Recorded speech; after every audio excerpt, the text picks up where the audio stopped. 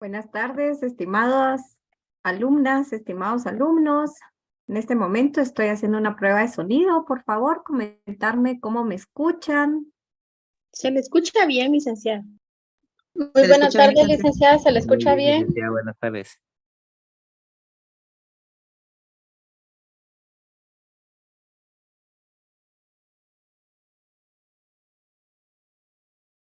Muy buenas tardes, estimadas alumnas, estimados alumnos. En este momento estoy haciendo una prueba de sonido. ¿Cómo me escuchan?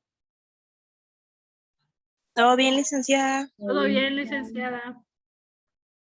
Ok, perfecto. Bueno, deseo que se encuentren bien en esta bella tarde. Vamos a continuar entonces con los temas que hemos estado viendo. ¿Recordarán? Sí, compañero. Esperemos a los compañeros 3 minutos. Ah, ok, está bien, con mucho gusto, puedo esperar, no hay problema. Mientras tanto, si mi auxiliar tiene alguna información que quiera comentar, ¿verdad? Es un momento oportuno para hacerlo.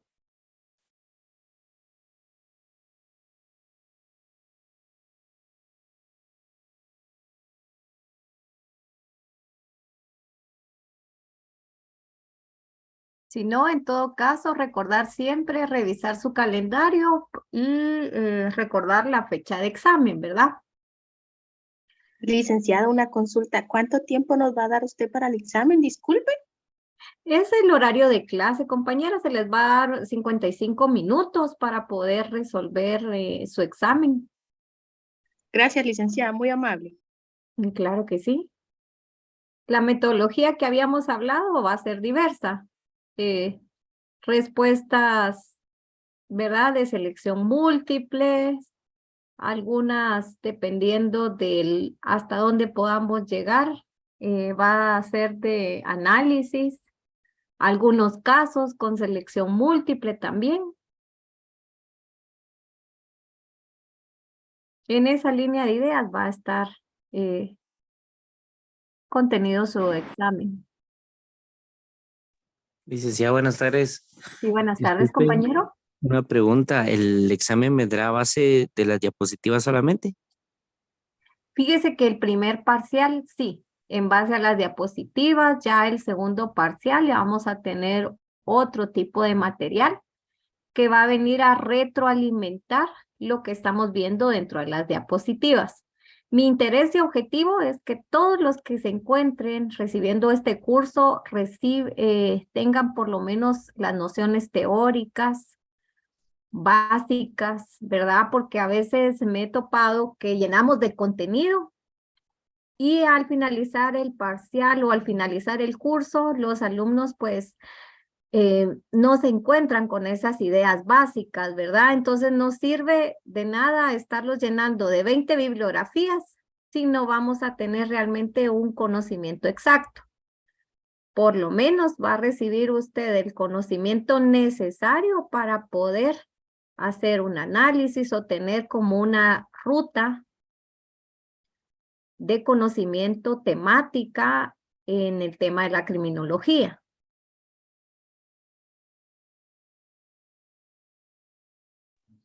Gracias, licenciada.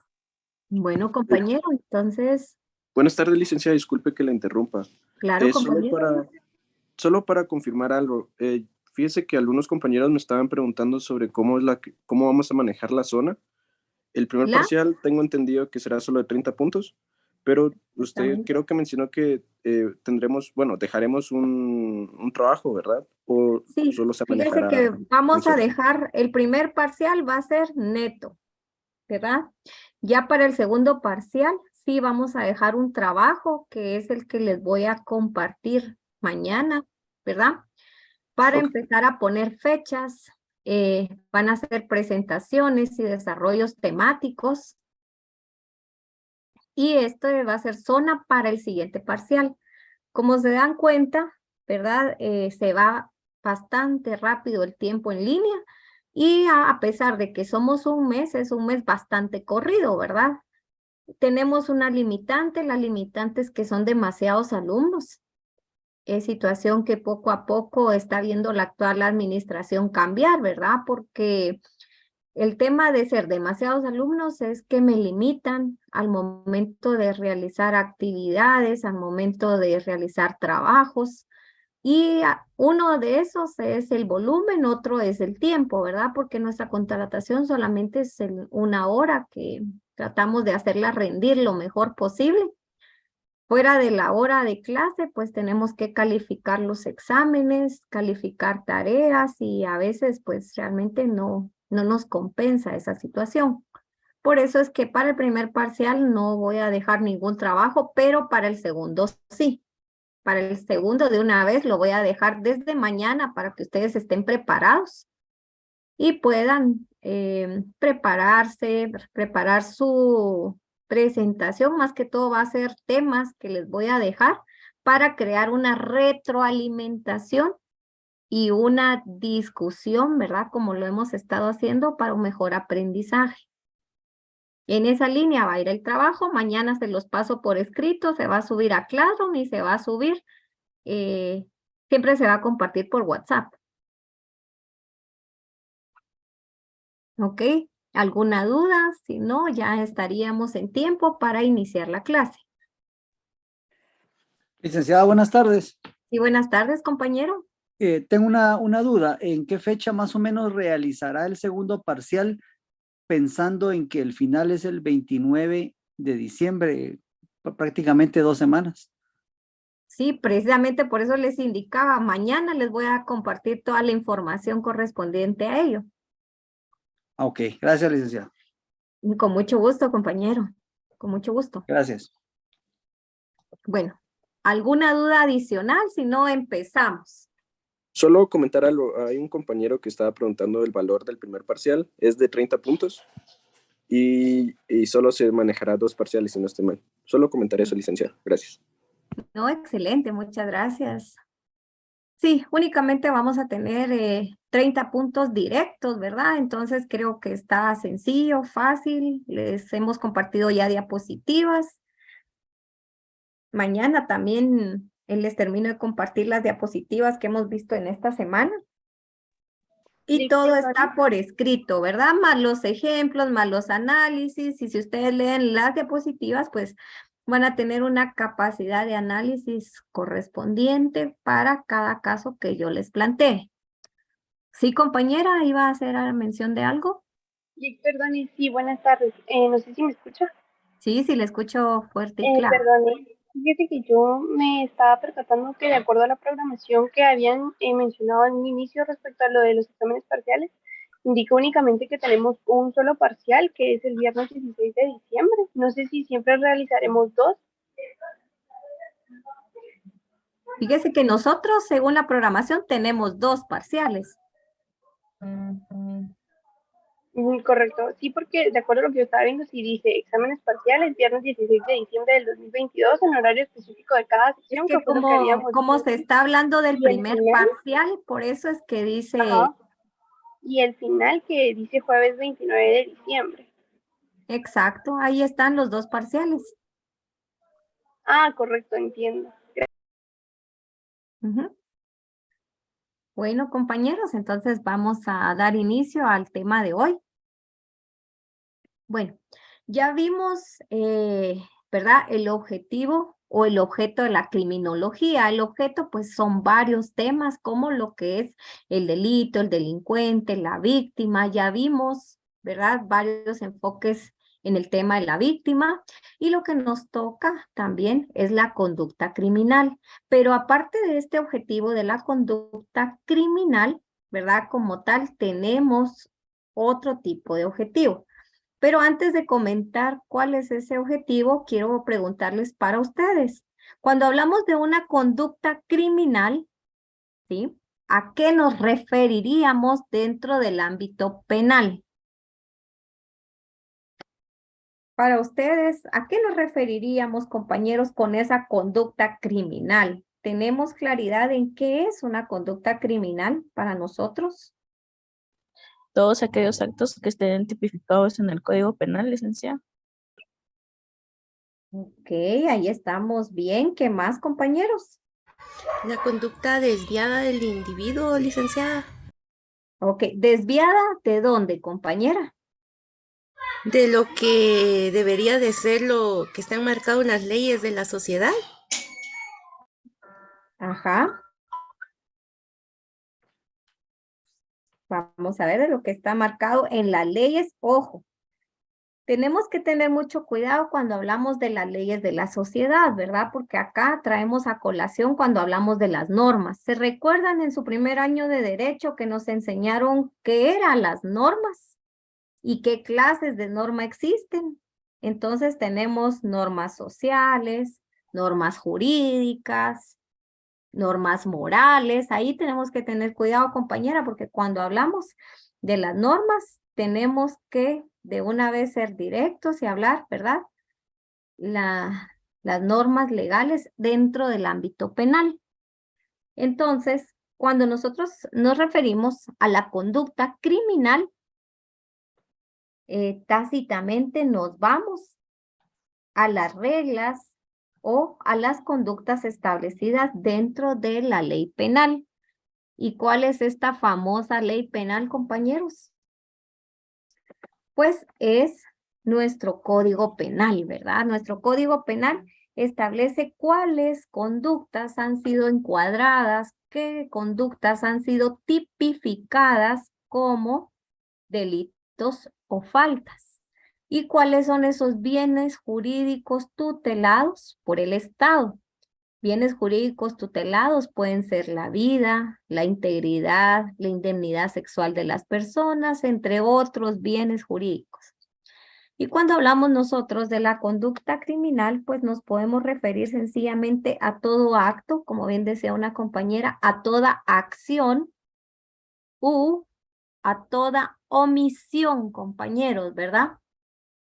Que una persona, un individuo, realice u omita en contra de otra, la cual puede ser reprochable por el Estado, ¿verdad? Entonces, ese reproche a la conducta se encuadra dentro de la conducta criminal. Definirlo es un poco difícil o un poco fácil, por decirlo un poco, ¿verdad? ¿Por qué? ¿Por qué decimos que puede ser definirlo un poco fácil o un poco difícil? Porque tenemos que determinar qué actos, qué acciones o qué omisiones están establecidas como delitos o como faltas. Y cuáles de esos actos, acciones u omisiones se encuadran, se tipifican dentro de una conducta a la cual va a ser un medio para la comisión de un ilícito penal.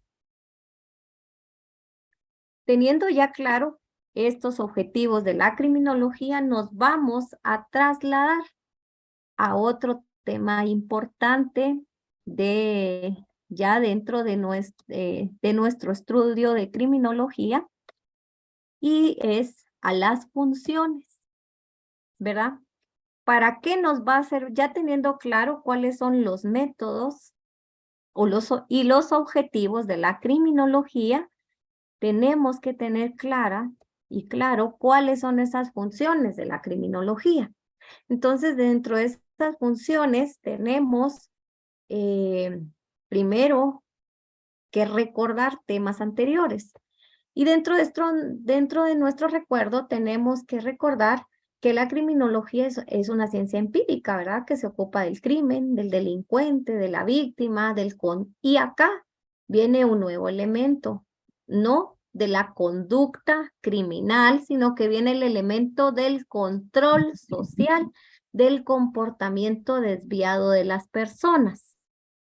Hay autores que no se refieren solamente a la conducta criminal, sino que se refieren a un ámbito más amplio, a un ámbito mayor, y ellas indican de que no solamente es la conducta criminal, sino que es el control social que tiene el Estado del comportamiento desviado de las personas que realizan acciones u omisiones en contra de la ley penal. Seguidamente, vamos a ver acá, ¿verdad? Se los dejé ahí en la diapositiva. ¿Cuál es el papel del criminólogo.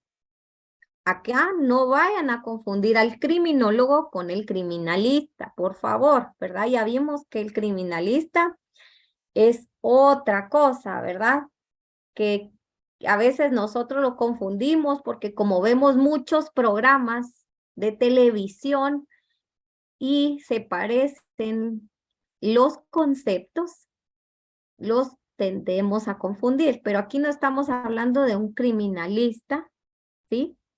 Sino que estamos hablando del papel del criminólogo, porque él es el profesional formado dentro de la criminología. Entonces, el papel del criminólogo, ¿cuál va a ser? Aquí hasta con puntitos se los puse, ¿verdad?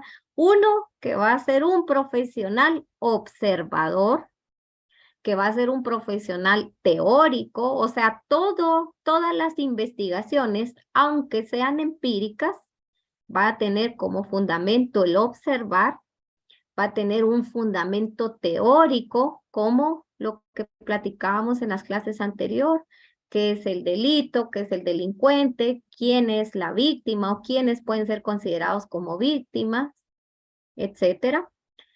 También otro papel es que tiene que tener una corriente ideológica, ¿sí? De conocimiento, o sea, él tiene que basar su investigación no solo en lo teórico, sino que también en lo ideológico, y que debe tener práctica, conocimiento y por supuesto ser un profesional metodólogo. Tiene que tener una metodología, ¿verdad? Ya habíamos hablado en su momento de los métodos de la criminología. Entonces, estos puntos, por favor, ojo, cuando se le pregunten en el examen cuáles son las características o el papel del criminólogo, acá está su diapositiva, que tiene que ser un profesional observador, teórico, ideológico, práctico, metodológico, ¿verdad? Seguidamente, dentro de estas funciones, ¿qué es importante que mencionemos? Es importante, compañeros, que mencionemos que la criminología es la encargada de suministrar una valiosa información científica a la política criminal, ¿verdad? O sea, se encarga de aportar, de nutrir, de suministrar información, pero información, como hablábamos, real, científica, objetiva, para la creación de la política criminal. En su momento vamos a llegar a definir qué es la política criminal y qué es la política criminal del Estado de Guatemala. En aras de que es la encargada de suministrar información valiosa sobre qué temas va a dar esa información científica, pues volvemos otra vez al objeto, ¿verdad? Sobre el delincuente, el delito, la víctima, el control social. Por favor, estos necesito que usted los recuerde siempre. El objeto de estudio de la criminología y sobre qué es encargada la criminología de suministrar información valiosa y científica a la política criminal. Para que esta información pues sea transformada en ¿qué necesitamos? Que toda esa información empírica, científica, que la transformamos ya en algo estadístico, en algo científico, en algo verídico, en algo objetivo, se transforme en ¿qué? Pues se transforme, compañeros, en opciones, en fórmulas, en programas, en iniciativas, en políticas. Si nosotros habláramos de acciones, con el ya conocimiento que tenemos, ¿qué acciones podríamos mencionar que se podrían realizar bajo el conocimiento de saber, por ejemplo, en qué zonas se cometen más ciertos ilícitos penales? Por ejemplo, si hablamos en el caso de la trata de personas, ¿han escuchado ustedes sobre el delito de trata de personas? Sí, licenciada, sí lo hemos escuchado. ¿Sí? ¿Verdad? Es muy conocido el delito de trata de personas, pero ¿a qué nos referimos cuando hablamos de ese tipo de delitos? ¿Qué conocen ustedes al respecto de ese tipo de delitos?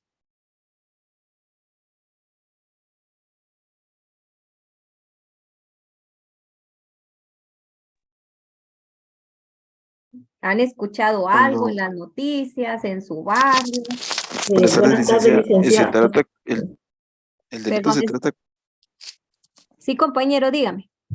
el delito de trata de personas está tipificado por cuando una persona vende a otra persona o prostituye a una persona.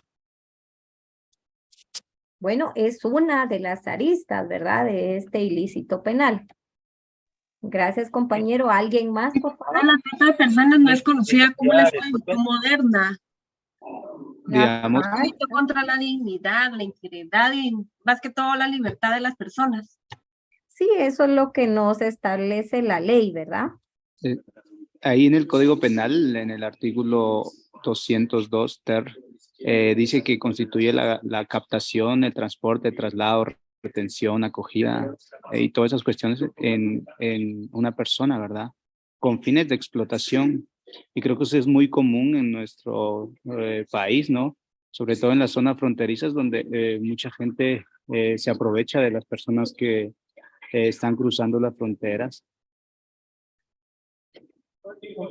Ok, sí, excelente. Licenciada, disculpe, ¿se puede decir que son de las personas que se van de mojadas o ilegales a Estados Unidos?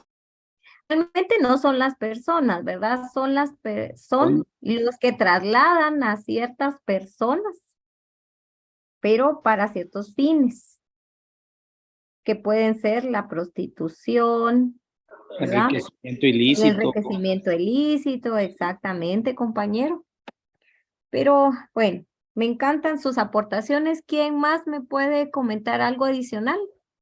Yo, licenciada, yo también escuché que también es un tipo de trata de personas, así como las personas que están en las tortillerías, que a veces ellas también sufren ¿qué? De ese ilícito.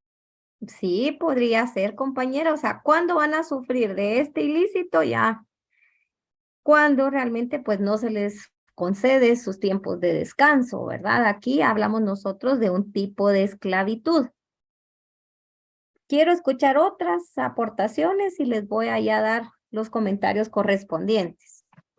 Buenas tardes, licenciada. Lo que yo Buenas entiendo tardes. es el traslado de personas con fines de explotación sexual. Principalmente esto se está dando mucho en los departamentos del oriente del país, en Zacapa, Jalapa y Chiquimula. Se han encontrado algunas redes vinculadas con este tipo de ilícitos. Utilizan a menores de edad, a jovencitas, les ofrecen un trabajo y se las llevan con engaño para luego ser prostituidas. Regularmente, yo no sé si ahí entra la figura de proxeneta, que es la persona que regularmente hace uso de este tipo de artimañas, licenciado. Sí tiene varias denominaciones, compañeros. Muy buenas tardes, licenciada. También Buenas tardes. se podría tomar como trata de personas a las niñas que se traen para estar en las tortillerías o en las tiendas, que tienen unos horarios laborales que son interminables, ¿verdad? Sí, por supuesto, ¿verdad? Exacto. Bueno, tenemos varias ideas claras, ¿verdad? En cuanto a lo que es el delito de trata de personas, pero también tenemos que tomar en cuenta algo. ¿Será que el delito de trata de personas, compañeros y compañeras, necesita para ser cometido una aceptación o una no aceptación? Es decir, que para nosotros determinar que existe la trata de personas, es necesario que la víctima esté de acuerdo o que no esté de acuerdo. La víctima, licenciada, regularmente son Vamos a engañadas levantar las la personas. manita para que todos podamos opinar, ¿verdad? Levántenme la manita y vamos a dar el orden, la palabra. Elmer, por favor, ¿qué opina usted? Sí, licenciada, buenas tardes. Mire, regularmente son engañadas porque son llevadas con ofreciéndoles un trabajo, por ejemplo, y al final los Ujú. obligan a hacer algo que no está dentro de lo que les ofrecieron, ¿verdad? Yo, aparte de lo de la prostitución que hablaba el compañero anteriormente, yo le sumaría eso también el trasiego de drogas, porque usan a las personas como mulas, ¿verdad? Lo que regularmente se llama mulas para transportar droga. Y cualquier forma de explotación laboral, ¿verdad? Porque cuando ya se sale de los parámetros establecidos por la ley, pues ya se convierte en explotación. Y ahí es donde entra el delito. O sea, no precisamente tiene que haber aceptación como tal de la en este caso, víctima, ¿verdad? Para ser partícipe de este delito, ¿verdad? Sino, pues al final es por engaños, ¿verdad? Esa es mi opinión, licenciada. Ok, uno podría hacer por engaños, también es válida su opinión, Elmer. Ángel, por favor, coméntenos su opinión. Licenciada, si me remito al artículo 202 ter, trata de personas de nuestro Código Penal, en el tercer párrafo dice, en ningún caso se tendrá en cuenta el consentimiento prestado por la víctima de trata de personas o por su representante legal. Exactamente, ¿verdad? Exactamente. O sea, legalmente, para que exista este ilícito penal, no es necesario que se dé la autonomía de la voluntad. No es necesario que la víctima dé su consentimiento, ¿verdad? Y ahora se los voy a ampliar, solo vamos a escuchar las demás intervenciones. Catalino, por favor, coméntenos.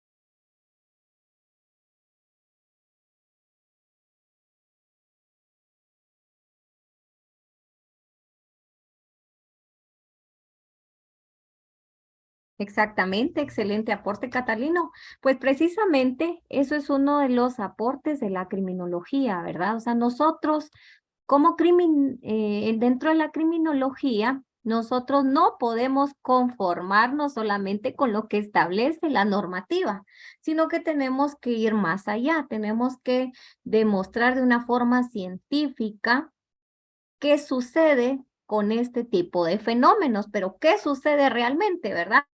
La norma nos establece que no importa que exista o no la voluntad. La norma nos establece que el delito se da cuando se da la captación, el transporte, el traslado, la retención, la acogida, la recepción de una o más personas y con la finalidad de explotación, ¿sí? Pero también el Código Penal, ya en su amplitud, ya nos establece que aunque exista el consentimiento, y bien dice Catalino, ¿verdad? Muchas personas saben a lo que van, saben cuánto van a ganar y lo aceptan. Lo aceptan por necesidad, compañeros, ¿verdad? Hay alguien que tal vez indignado va a decir, pero licenciada, ¿quién quiere ejercer la prostitución? Pues hay personas que sí quieren ejercerla debido a que tal vez el panorama que tienen no es el más adecuado. Ojo, no estoy diciendo, ¿verdad?, que sea lo correcto, pero hay personas que tienen, no sé cómo decirlo, sin más debilidades que otras, porque yo no creo que exista ninguna justificación. Pero como hablamos, ¿verdad? Aquí es donde la criminología se auxilia del tema psicológico, ¿verdad? Porque lo que para mí no puede ser, para otra persona sí. Por ejemplo, vimos, aparte ya de la prostitución, hay muchos casos de trata de personas, ¿verdad? Para vender órganos, hay personas que llevan a otras personas para vender sangre, ¿verdad? Entonces, se da este fenómeno de muchas formas. No sé si ustedes habían escuchado, pero también algo que fue sonado, ¿verdad? Era la mendicidad, ¿verdad? Se da mucho este tema de la trata de personas en el caso de la mendicidad, porque hubo una investigación en la cual se demostró que del interior se traían ancianos, se traían a mujeres con niños y los dejaban en ciertas esquinas de la zona 9, de la zona 10, un pick-up pasaba dejando a cada uno en una esquina, se iba y en la tarde noche ya los pasaba a recoger. En algún momento se les preguntó a estas personas qué pasaba, ¿verdad? Porque ellas seguían bajo este sistema, que este sistema era una trata de personas y que se estaba cometiendo un delito, que era lo que respondieron algunas personas. Algunas comentaron de que ellas sabían, bueno, unas sí no tenían el conocimiento de que era un delito de trata de personas, otras sí tenían el pleno conocimiento, ¿verdad?, de que era un delito, pero por su situación, porque algunas eran personas ancianas, otras personas eran en silla de ruedas, algunas comentaron que por la situación en que ellos se encontraban y porque no tenían familia, ellos aceptaban este tipo de trabajo, lo miraban ellos de esa forma, ¿verdad? O trabajar bajo esa estructura porque decían, no tenemos casa, ¿verdad? Quien nos lleva y nos trae nos da casa, nos asegura los 3 alimentos, nos asegura dónde vivir, nos asegura vestido. Entonces es lo básico que nosotros necesitamos porque no hay nadie que nos ayude ni hay nadie que vele por nosotros. De esa cuenta ellos estaban con su propia voluntad acrecentando, ¿verdad?, la riqueza de otra persona o consintiendo la explotación, como la mencionamos. Acá Álvaro nos dice la necesidad de darle una mejor vida a sus hijos. Muchas veces lo hacen personas de muy escasos recursos.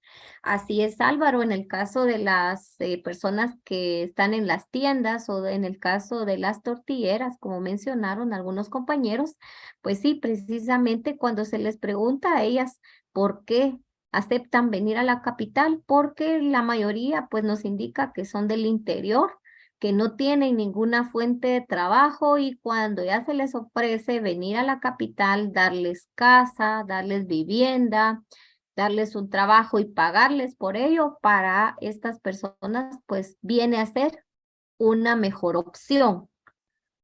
Al tener estos datos, al tener la información, ¿verdad?, ¿qué es lo que sucede? Se dan opciones, se realizan formulaciones y se realizan programas.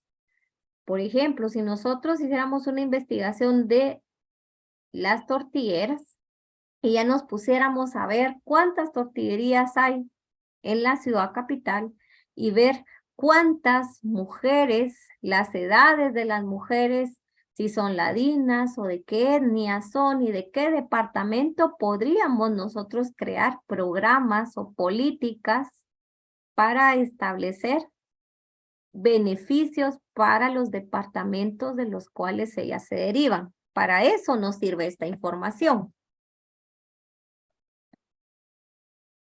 Podríamos también mencionar que las funciones de la criminología pues se da en varios aspectos. Y estos aspectos nos ayudan a la explicación científica del fenómeno delictivo, ya sea cualquier fenómeno que nosotros seleccionemos, a la lucha o control de la criminalidad, a la información sobre el problema criminal, a la prevención eficaz del delito, a la intervención y rehabilitación del delincuente. También podríamos indicar que nos da una explicación científica del fenómeno delictivo, es decir, que el objetivo primordial, compañeros, de la criminología va a ser la lucha contra la criminalidad, la lucha contra el control, la lucha y la descripción de las causas del fenómeno delictivo. Ya indicábamos nosotros, ¿verdad?, del por qué, para qué, con qué, quiénes cometen este fenómeno, el pensamiento o el posible pensamiento que existe dentro de la mente criminal y asimismo pues se encarga de explicar el crimen en lugar de extirparlo, ¿verdad? O sea, la finalidad es explicar ese crimen, cómo se comete un crimen para tomar acciones.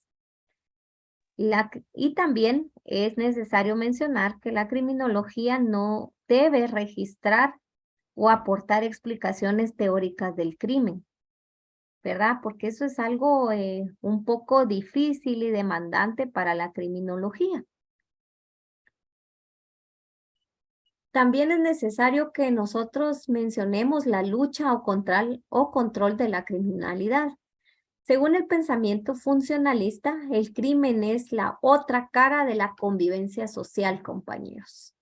Podría reducir, si nosotros luchamos contra el control de la criminalidad, podríamos reducir esta criminalidad dirigiendo atentamente los procesos de socialización del individuo, la prevención del delito, una posible prevención primaria, pero son grandes retos de la criminología. ¿Por qué digo grandes retos? Porque al nosotros ubicar lugares donde se cometan ciertos ilícitos, al momento de realizar una política pública, al momento de hacer acciones en esos lugares, no siempre se sabe qué reacciones van a tener los hombres y mujeres y niños de las localidades. Por ejemplo, todos sabemos el famoso ilícito de la extorsión, ¿verdad? Es algo bastante conocido por todos nosotros. Pero al momento de querer prevenir el delito de la extorsión, han sucedido situaciones que no se han podido prever. Por ejemplo, cuando se han ubicado los lugares donde existen más extorsionistas, se han tratado de realizar políticas públicas positivas, como cuáles, como dar más educación a los hijos de los extorsionistas. ¿Y qué ha sucedido?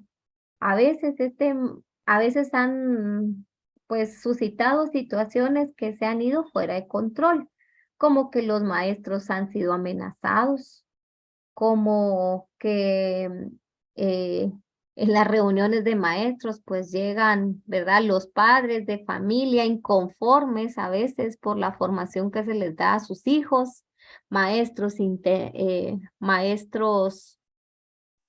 pues coaccionados, ¿verdad? Por los padres de familia. También ha sido un reto en el tema de las políticas, estas situaciones. Pero uno de los fines, pues, como les indicaba, es la lucha o el control de la criminalidad y de eso, pues, no nos podemos apartar, ¿verdad? Otro va a ser la información sobre el problema criminal. Es decir, la función básica de la criminología va a consistir en informar a la sociedad y a los poderes públicos, es decir, organismo ejecutivo, organismo legislativo, organismo judicial, sobre cómo se están cometiendo o cómo se está cometiendo el ilícito penal para que se tomen acciones. Perdón, licenciada. Sobre el delincuente, la víctima, el control social, y de esto pues se va a aportar un núcleo de conocimiento seguro, que permita comprender científicamente el problema criminal. Asimismo, también tenemos la prevención de la delincuencia, ¿verdad? O sea, parece repetitivo, pero no podemos dejarlo de mencionar. El conocimiento científico del crimen nos va a ayudar a reducir la intervención inmediata y selectiva para poderse anticipar a las acciones criminales. Nos va a ayudar a prevenirlo, nos va a ayudar a neutralizar la comisión de ilícitos penales con programas y estrategias adecuadas a cada sector, adecuadas a cada departamento en nuestro caso. Por eso es que decimos que ayuda a la prevención de la delincuencia y es una de sus funciones también. Asimismo, también no podemos apartarnos de esa función básica de la criminología, que es la obtención de conocimiento. Después de esta obtención compañeros de conocimiento, tenemos nosotros que establecer qué tipos de prevención de la delincuencia existen. Y esto, por favor, pongan mucho ojo debido a que en cualquiera de estos grados de prevención nos podemos encontrar trabajando actualmente o posiblemente pues se nos pueda dar una apertura para trabajar dentro de estos tipos o niveles de prevención del delito o de la delincuencia. ¿Han escuchado, compañeros, de la prevención primaria, de la prevención secundaria y de la prevención terciaria en algún momento?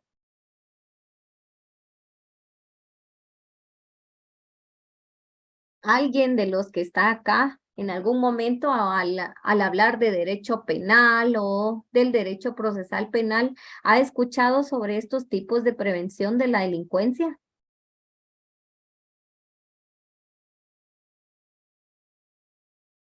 Bueno, realmente si no hay intervenciones, creo que pocos han escuchado, ¿verdad? Pero es necesario. ¿Sí, compañero? Yo sinceramente había escuchado el término solo prevención, pero no en ese ámbito. En ese ámbito o en esos niveles. O sea, se escucha regularmente en instituciones como la Policía Nacional Civil, como la Procuraduría de los Derechos Humanos o como la sociedad civil que hace esas propuestas. Pero ya conocer en la práctica los niveles, yo en lo personal no había escuchado. Ah, ok.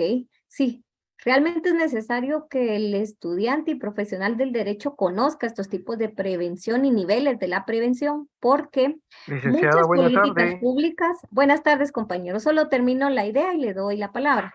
Es necesario Gracias. conocerlas porque muchas políticas públicas están encaminadas en base a estos tipos o niveles de prevención.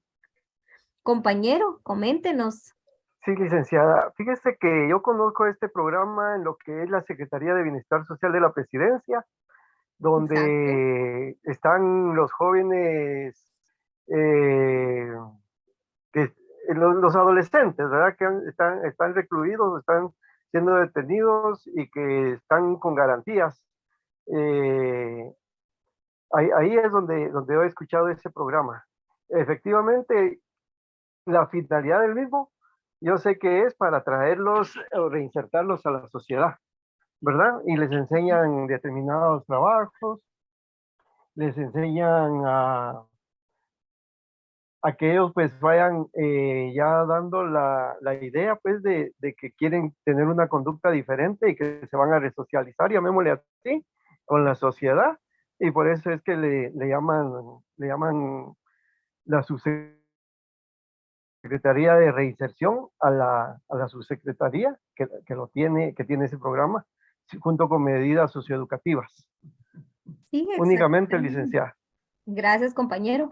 Bueno, sí, ¿en qué nivel están esos programas que mencionaba el compañero? Están bajo un nivel de prevención terciaria. ¿Por qué le llaman prevención terciaria, licenciada, si ya ellos ya cometieron el ilícito?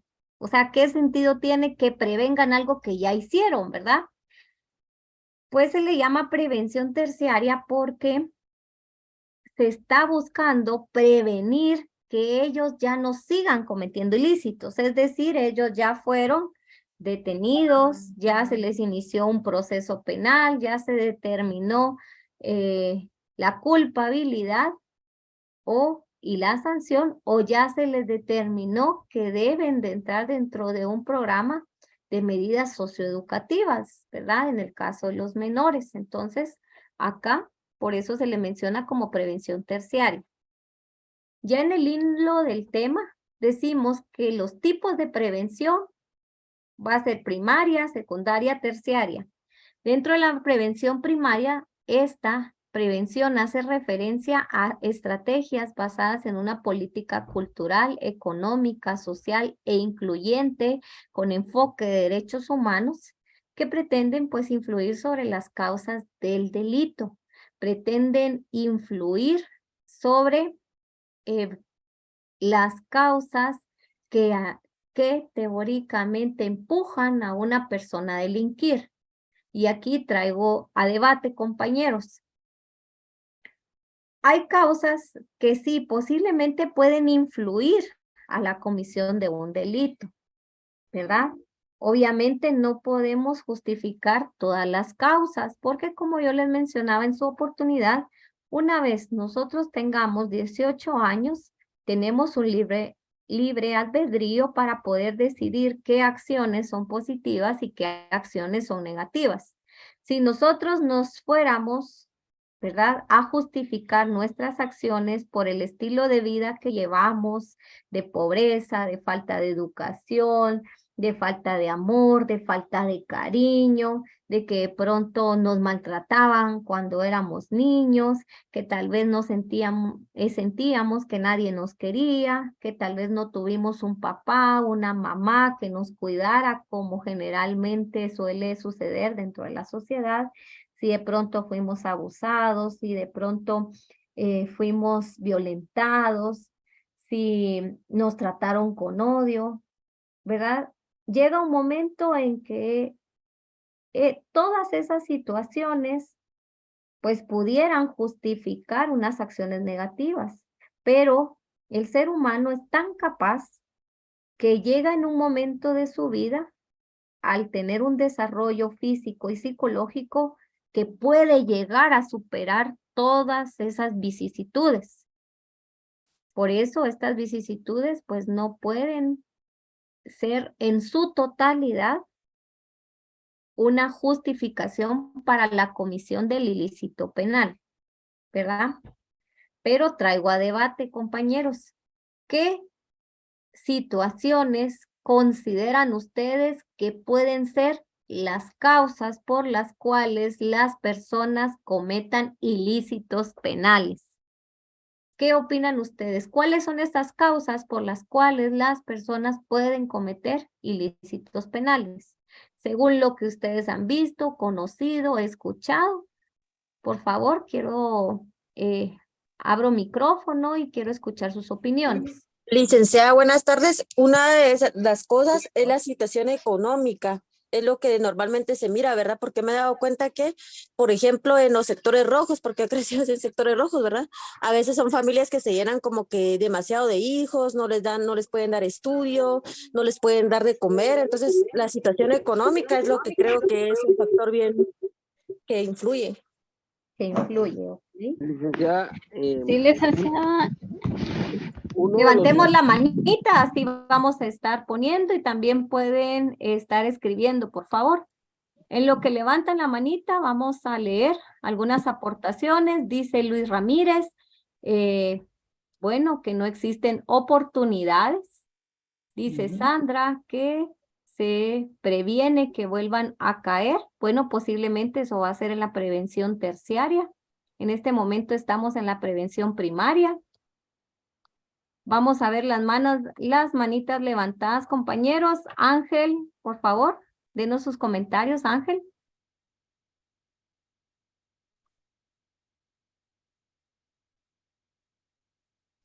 Licenciada, perdón, no lo había escuchado. Claro. Mire, yo pienso que una de los, vamos a decir que de los objetivos de la prevención primaria es esa que debe de tener mayor eficacia para atacar las principales causas de la criminalidad. Y yo creo que busca, en todo caso, mejorar aspectos en la sociedad como lo es la educación, la vivienda, la salud, la justicia, la seguridad y el trabajo. En base a esos factores, yo creo que es donde inicia esa criminalidad, ¿verdad? Esa ausencia de todos estos factores que hacen que la criminalidad inicie y se dispare. Ok, muchas gracias, compañero. José Robles, coméntenos, José, por favor. Licenciada, buenas tardes, compañeros.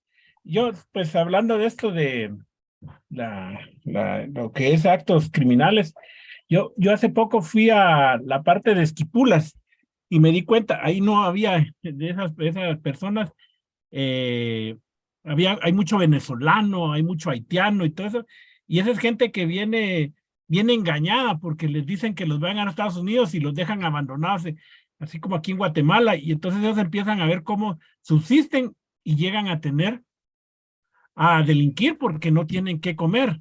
Pero yo lo que creo es que ahí también el Estado debería tener una prevención para ver toda esa migración, porque a causa de esa migración genera otros males, ¿verdad? Esa es mi aportación, licenciada. Muchas gracias, compañero. Bueno, realmente sí, ¿verdad? Uno de los fenómenos que ha visto la criminología ha sido la migración, porque recordémonos que con la migración, o sea, no solo migra el ser humano, sino que migran necesidades, migran ideas, valores, etcétera, ¿verdad? Entonces sí, yo estoy de acuerdo con usted en que el Estado debe de crear las políticas y debe de crear acciones y está creando, porque no puedo decir que no, ¿verdad? Hay acciones que ya el Estado está realizando porque ha realizado convenios y tratados en materia de derechos humanos que lo han obligado, solamente de que siento que se ha quedado limitado el Estado en cuanto a que ha recogido a estas personas, pero no les hace el salvoconducto para regresarlos en su totalidad a su país, ¿verdad? Porque muchos no quieren regresar a su país y encuentran en Guatemala, pues, como un lugar donde poder realizar ciertas acciones que en su país no, ¿verdad? Algo que en algunos lugares o sectores, como bien dice el compañero, ha perjudicado. ¿Alguien más, por favor, que levante su mano? En lo que levantan la mano, ¿verdad? Sí, licenciada, muy buenas tardes. Buenas Fíjese tardes. que yo creo que es fundamental el papel de los padres para prevenir la criminalidad, porque una compañera comentaba lo de las zonas rojas. Yo conozco a una señora que vive en un lugar que es una zona roja y ella decía, yo a mis hijos los mantengo ocupados para que no tengan que juntarse con los demás. Y la mayoría de muchachos de la edad de sus hijos están metidos en pandillas, pero los hijos de ella no. Entonces le digo yo, ¿cómo ha logrado eso? Y me dice, bueno, pues yo me los llevaba a la iglesia, quisieran o no quisieran. Los fines de semana me los llevaba al hipódromo, o sea, siempre estuvo ella en contacto con sus hijos. Nunca los dejó solitos. A pesar de ser una madre soltera, hasta el momento ha logrado que sus hijos no se metan en pandillas. Entonces, realmente el estar pendiente de los hijos ayuda mucho a que no sean parte de la criminalidad de un país, ¿verdad?